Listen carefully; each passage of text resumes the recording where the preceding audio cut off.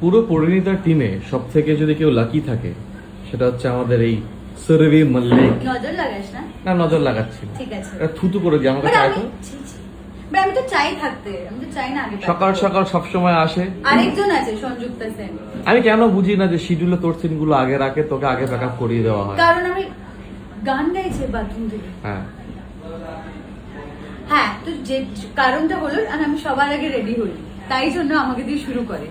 আর दिन दिन की शुरुआत अगर ऐसे इंसान के साथ ये तो लगाচ্ছি বলতে, তো দিন बहुत अच्छा जाता আর है। আমরা এসে এরকম ভাবে শুয়ে থাকি। হ্যাঁ। আসলে ব্যাপারটা হলো আমি বলছি যে আমি এতদিনে কাজ করে আমার এই এক্সপিরিয়েন্স একটা জিনিস বুঝতে পেরেছি যে গ্ল্যামার প্রায়োরিটাইজ হয় না? when it comes about call time because সুরভি মল্লিকের গ্ল্যামারটা এমন লেভেলে she doesn't need to do any kind of makeup, তার জন্য ও আসলে পরে জাস্ট কস্টিউম পরে নিলে আমাদের বাজে থোবড়া গুলোকে ঢাকতে তো মেকআপ লাগে বল। হ্যাঁ, সময় লাগে হ্যাঁ, তাই জন্য তোর তো সবথেকে বেশি টাইম হ্যাঁ। লাগে তোর এইসব ঢাকতে। দাগ ধাব্বা। হুম। ইয়েস।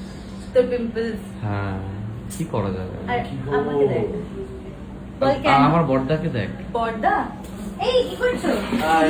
দেখতে পাচ্ছো বর্দা- পর্দার এটা ফিক্স জায়গা, বর্দা ও এখানে কি কাউকে বলা বসতে যায়? দেয় না, ও আসে আর এখানে সেট হয়ে যায়, তাই তো? একদম। ভেরি বেরিয়ে যাবি আমাদের ছেড়ে। কি করবো বল।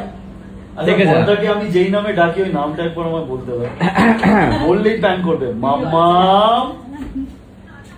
বলো এসব কি মাম্মামের উত্তর দাও। কি জামা এটা বলবো? মাম্মা নিজের বাইরে আমি এটা বাইরে দিচ্ছি।